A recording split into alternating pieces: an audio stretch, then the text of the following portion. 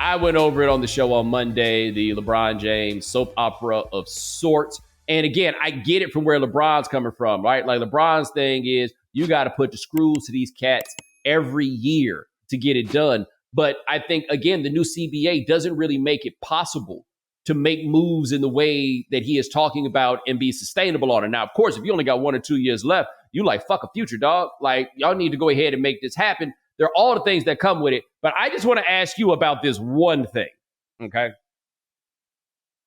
The Lakers need a center.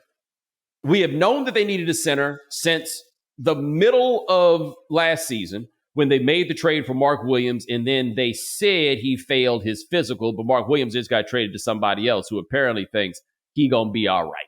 That is its own story for another day. I saw Lakers fans hoping that the Lakers would get Deandre Ayton. Okay?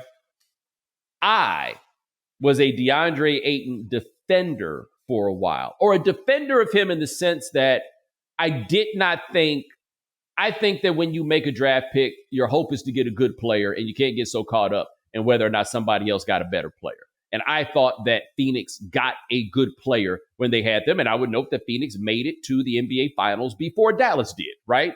I don't know if they wind up with Chris Paul and all the other stuff, if they get Luka, how they, like, there's all kinds of things that are there. And I don't think Luka had any interest in going to play for Phoenix, even if their coach was his Slovenian homie, right?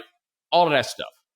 However, in 2022, which, wow, long time ago now, when DeAndre Ayton did not go into the second half of Game 7 against Dallas, flat out did not go. That was loser shit right there. And from what we are hearing out of Portland, where he missed a game because the roads was frozen, and look, baby, I know you from the Bahamas, but come on now. They sent somebody to get him, and he was like, "Nah, I'm straight." They sent somebody to get him. I cannot believe that you would be trying to win a championship and think that bringing this guy is a good idea. Like, the only reason you do that if you're the Lakers is if you try to make LeBron quit.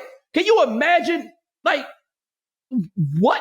LeBron, like, look, only person that's going to be late all the time is me. It is, okay, I'm going to start back to what I saw when I saw DeAndre Ayton.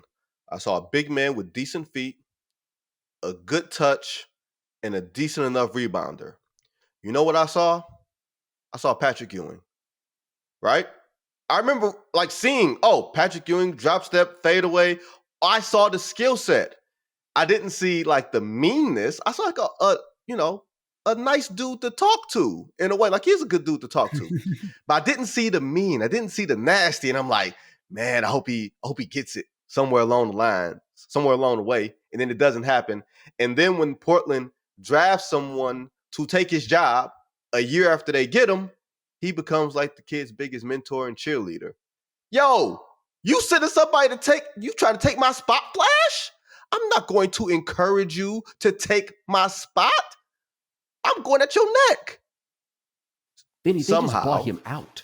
They bought him out, which shows you how much they want you to go. Like, whatever you've done. And remember, Chauncey Billups is not one of these fire and brimstone head coaches. He's a former player who is very sympathetic to players. This is not one of these PJ Carlissimo type dudes who don't have any, lack of a better phrase, like an understanding of today's play. Like, Chauncey understands today's player. And he's like, nah, this ain't it. So now you're going to send, listen to this part, Bo. You're going to send DeAndre Ayton, not to LeBron James's team. You're going to send DeAndre Ayton to JJ Redick's team? Do you want that man to have a heart attack on the sidelines? Do you want to see that man's vein in his neck pop out during an actual game? That's what y'all want to see? That's you want to see Rob Pelinka? Yep. Okay, cool. Go ahead. Entertainment. Let me throw the other level on this. And forgive me if I interrupted you. We got a little go ahead. Traffic lag game, right? But I was going to throw this out here at you. We got the 1 year that you can rest assured that you're going to get tip-top shape Luka Doncic. And I say this because I watched Shaquille O'Neal play basketball for 20 years. Okay? Get a new coach, make a move to a new team or whatever, you gonna get it. All right. But people are who they are. Okay. Luka did not turn into a new person. If he does not have that dedication and that vigilance about it, then it's not naturally within him. I don't think you're going to develop it in an off season because people were picking on you.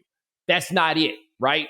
And so with Shaq year 2000, for example, that MVP year, we never saw Shaq like that before. We never saw Shaq like that after. The next year, he was still pretty good, but that's when we start getting into I got hurt on company time, so I heal on company time, right? That's when we started. Yeah, it's a year after that, but you're right. We start trending in that area, but you're right, yeah. Because he is who he is. And I'm not trying to say that as an insult necessarily, but I'm just saying, though, that's his inclination. Kobe Bryant was that from day one. LeBron James was that from day one. Luka Doncic at 25 or 26 years old, I don't think you're going to suddenly turn into that guy. So you're going to get that guy this year. And then you're going to bring in a dude who's been acting like a loser for the last 3-4 years? Now, I look up a name. I will look up a name. I will give you a name of a player who may dispute that. I'm looking up his age. I will give you a 3-time MVP who got in the best shape of his life at age 27 after they shipped away one of his drinking buddies. Okay, let me hit you with a counterpoint on that. Because who you are talking about is Larry Joe Bird, right? Larry Bird's problem could be fixed by trading his drinking buddy. Luka Doncic is the drinking buddy. You see what I'm saying? Like, everybody mama swear the other one is the problem, right? Like, I put it to you like this. And for those of you who don't know this story, I want to say it is in the year 1984. The Celtics traded Rick Roby to Phoenix for Dennis Johnson. And the big reason was that Rick Roby was dragging Larry Bird down. And so they got him out of there. They brought in Dennis Johnson. Obviously, they won 2 more championships, right? This is it. I totally get it. Our problem with Luka has not been he spent too much time hanging with nobody, right? we don't quite have the answer to what that is. And I will just also note that while it's not the same thing, Larry Bird threw out his back running a jackhammer in his own driveway, which implies not the greatest dedication to his physical fitness for basketball. Or just decision making. In a different way, right? Just decision making. That's all. Just decision making. Not the smartest move. That's all. You're not locked in enough on the task. Like, this is not what it is. So maybe you're right. Okay. Maybe Luka can go and he can turn this thing into whatever it is.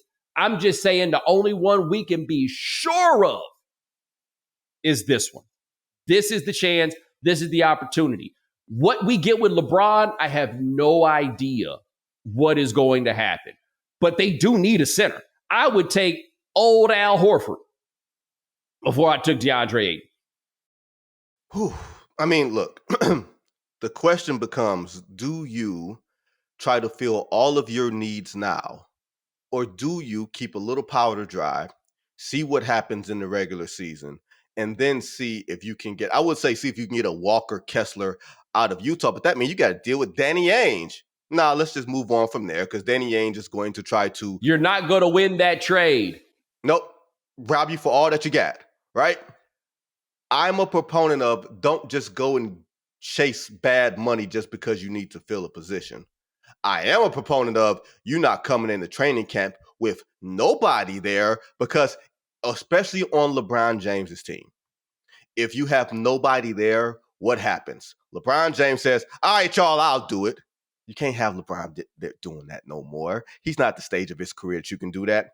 And the question I have in general for LeBron and Luka Doncic, Bo, is can you fulfill all the objectives for what Luka Doncic needs and for what LeBron James needs all at the same time? The only thing they both need in conjunction is athletic wings that can help defend because neither one of them are equipped to do it. But LeBron needs shooting and Luka needs vertical spacing. You can't go get that when you got two players on super big boy maxes. Back to your point, you can't do that in today's league. You can't go and get mid-level exception. And not all maxes are, when I say big boy maxes, the rookie max, totally different than the big boy max. The big boy, that extra 5%, that extra 10% is a huge, huge change in what you can afford and what you cannot afford in the open market. And you got two dudes on super big boy maxes that leaves you next. They make $100 million together on the same team. What are we doing?